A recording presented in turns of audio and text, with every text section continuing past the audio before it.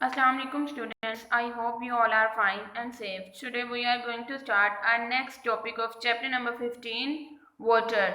Today our topic is agriculture effluents.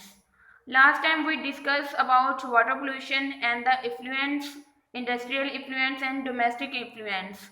Today we discuss about what are agricultural effluents. Water pollution due to agriculture waste is because of use of fertilizer and pesticides. यानी कि जब हम water pollution जो बनती है agriculture waste के ज़रिए से, और बेसिकली अगर हम एग्रीकल्चर वेस्ट की बात करें तो वो हमारे पास फर्टिलाइज़र और पेस्टिसाइड्स आते हैं, तो इनकी वजह से जब वाटर पोल्यूटेड होता है तो उस पोल्यूशन को हम एग्रीकल्चर इफ्लुएंट्स का नाम देते हैं कि उनकी वजह से जो है वो वाटर पोल्यूशन हो रही है. Fertilisers are use to make up the deficiency of nitrogen, phosphorus etcetera of the soil because of intensive cultivation of crops in the recent year. Basically fertilisers क्या करते हैं, नाइट्रोजन और फॉस्फोरस की जो कमी कर देते हैं सॉइल के अंदर, और सॉइल के अंदर करने फर्टिलाइजर को यूज़ करने का बेसिकली हमारा मकसद क्या होता है कि हम क्रॉप्स को जल्दी से हासिल कर सकें, उनकी अच्छी पैदावार फास्टली हासिल कर सकें. और दूसरी तरफ पेस्टिसाइड हम क्यों इस्तेमाल करते हैं, ताकि हम कंट्रोल कर सकें और किल कर सकें ग्रोथ ऑफ पेस्ट की ग्रोथ को कंट्रोल कर सकें. बेसिकली हमारे पास जो पेस्ट है, पेस्ट में भी weeds, herbs, insects, fungi and viruses. Paste में हमारे पास कोई भी घास फूस है, कोई भी एक्स्ट्रा जो जड़ी बूटियां आ जाती हैं, हशरात, फंजाई और वायरसेस वगैरह आ सकते हैं, उनको किल करने के लिए या कंट्रोल करने के लिए हम क्रॉप्स के अंदर और उसकी सॉइल के अंदर पेस्टिसाइड्स को ऐड करते हैं. They all damage crops and transmit disease both to human beings and animals.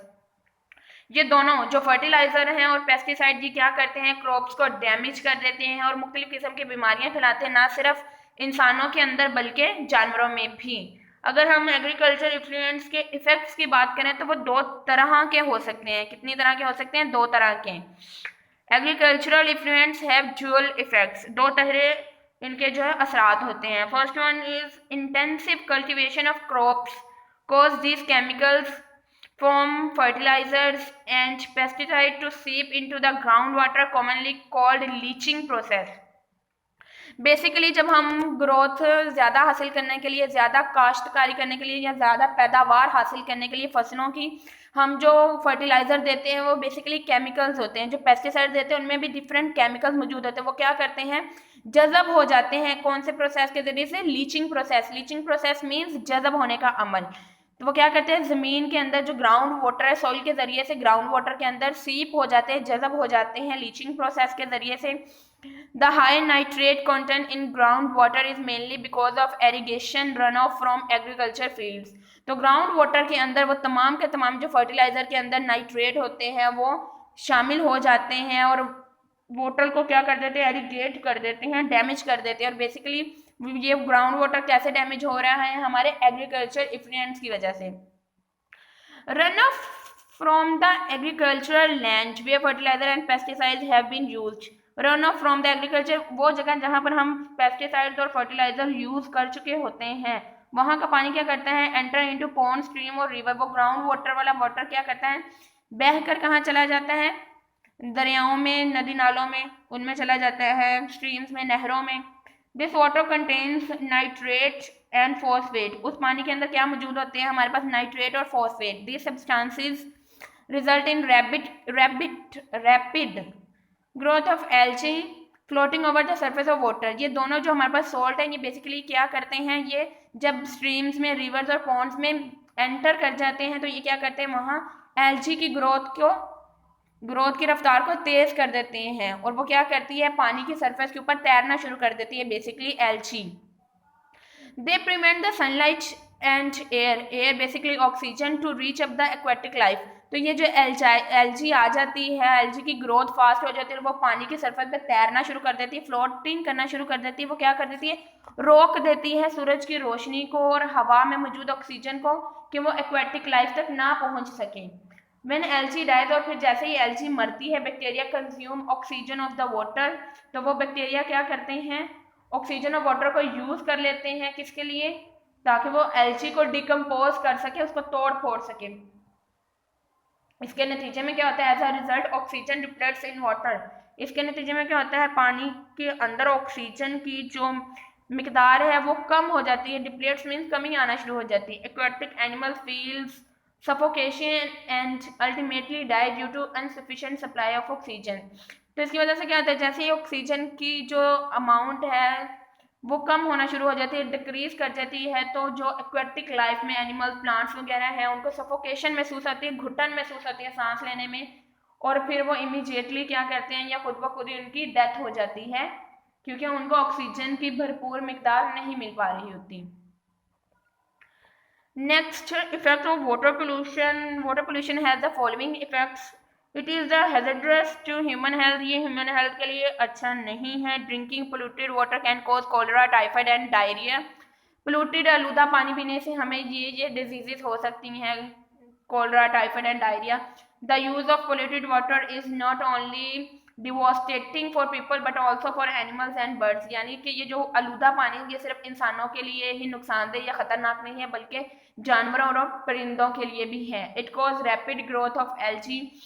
Pollution वाला जो पानी है वो एल्गी की ग्रोथ को तेज कर देता है। Death and decomposition of algae causes deficiency of oxygen in water that effects organism living in water.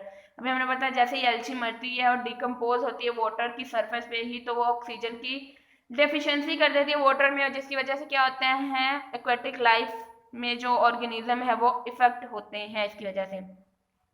It is damaging aquatic life. ये एक्वेटिक लाइफ को डैमेज कर रही है, thus breaking a link in food chain, जिसकी वजह से हमारी food chain का एक लिंक भी टूट रहा है।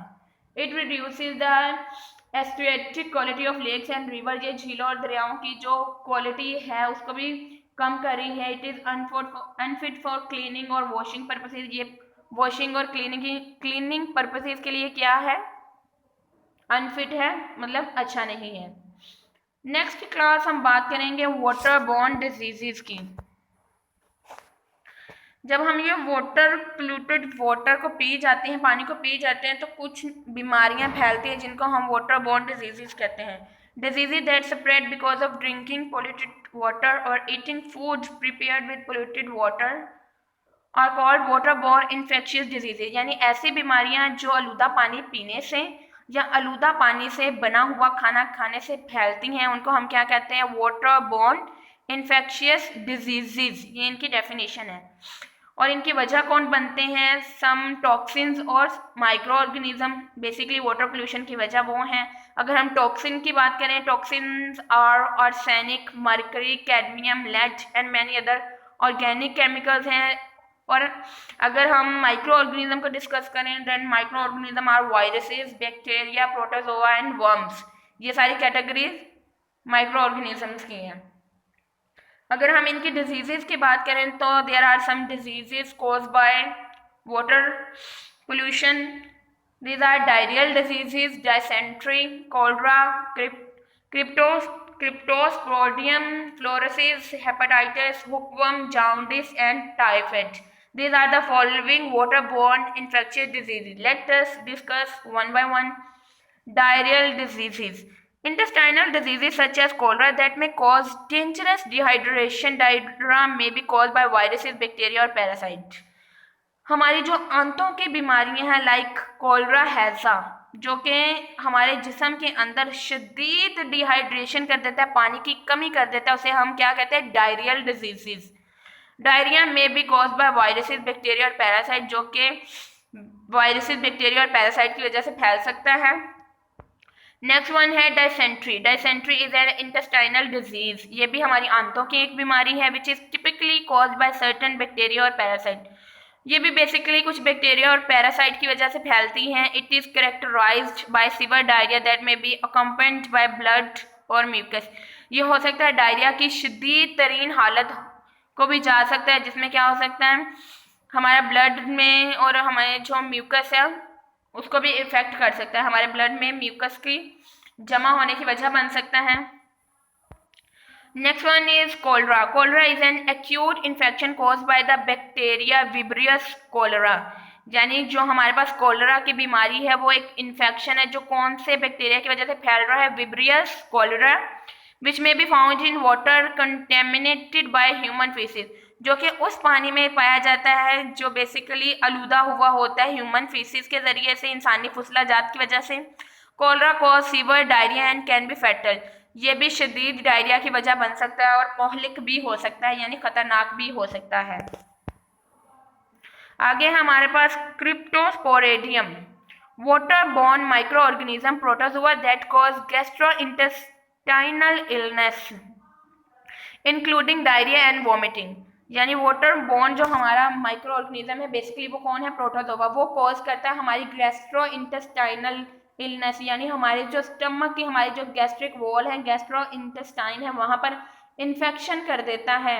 और इसमें क्या क्या आ जाता है, इसमें वॉमिटिंग आ जाती है और डायरिया आ जाता है। This tiny pathogens are found in surface water sources like reservoir, lakes and river. ये जो प्रोटोजोआ ये कहाँ कहाँ पाए जाते हैं, पानी की सतह के ऊपर पाए जाते हैं, झीलों में, दरियाओं वगैरह में।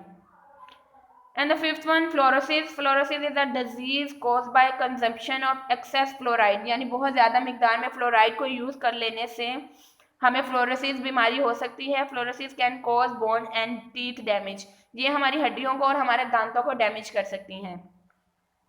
Next is hepatitis. It is a liver inflammation commonly cause by one of 5 viruses called hepatitis A, B, C, D and E। यानी ये हमारे जिगर की इन्फ्लेमेशन, यानी हमारे जिगर के अंदर सोजिश हो जाना, और इसकी वजह क्या होती है, 1 से लेकर 5 तक के वायरसेस हैं बेसिकली, जिन्हें हम hepatitis A, B, C, D and E कहते हैं। Hepatitis A and E can be transmitted by contaminated water. इनमें जो हेपेटाइटिस A और E है वो हमारे पास आलूदा पानी की वजह से फैलते हैं। Hookworm is a parasitic worm that infect the small intestine. ये एक पैरासाइटिक वर्म है जो कि हमारी स्मॉल इंटेस्टाइन को डैमेज करता है। Sewer cases can result in anaemia and stunt growth in children. यानी अगर इसकी हम केसेस की बात करें तो इसमें हमें एनीमिया की भी बीमारी हो जाती है और स्टंट ग्रोथ इन चिल्ड्रन, और छोटे बच्चों में ग्रोथ स्टंट हो जाती है, रुक जाती है, उसकी बीमारी हो जाती है। Hookworm larvae enter the body through skin. Hookworm के जो लार्वा होते हैं वो हमारी स्किन के जरिए से हमारी बॉडी के अंदर एंटर हो सकते हैं, बेसिकली हमारे फूड के जरिए से, हमारे पाँव के जरिए से। Spread by poor sanitary conditions, hookworm infect about 1 billion people world wide per annum. यानी ये इनकी वजह क्या, ये फैलता है किन वजह से, हमारे जो सफाई का निज़ाम है वो नाकिस होने की वजह से फैलते हैं, और ये हर साल 1 बिलियन पीपल को क्या करते हैं, इफेक्ट कर देते हैं। Second last is jaundice. Jaundice is cause by an excess of bile pigment in the blood. जैसे ही हमारे ब्लड के अंदर बाइल पिगमेंट की ज्यादती हो जाती है तो हमें जो बीमारी हो जाती है वो कौन सी है, जाउंडिस। लीवर सीजेस टू फंक्शन, इसमें हमारा जो जिगर है वो काम करना रोक देता है, बंद कर देता है। एंड आईज टर्न येलो, हमारी आंखें क्या हो जाती है, पीली होना शुरू हो जाती है। पेशेंट फील वीकनेस एंड फैटिज, और इसके जो मरीज होते हैं वो कमजोरी महसूस करना शुरू कर देते हैं, उन्हें ऐसा लगता है हमारे अंदर जान ही नहीं है बिल्कुल। And the last is typhoid, a dangerous bacterial disease often spread by contaminated water और by food prepared with contaminated water. Basically typhoid क्या एक बैक्टीरियल डिजीज है जो कैसे फैलती है, आलूदा पानी पीने से या आलूदा पानी से बना हुआ खाना खाने से फैलती है, ये वो बीमारियां हैं। So class, here our topic is, and I hope you understand me very well. Now you have to read this topic very carefully from your book with the help of this video. Allah Hafiz students.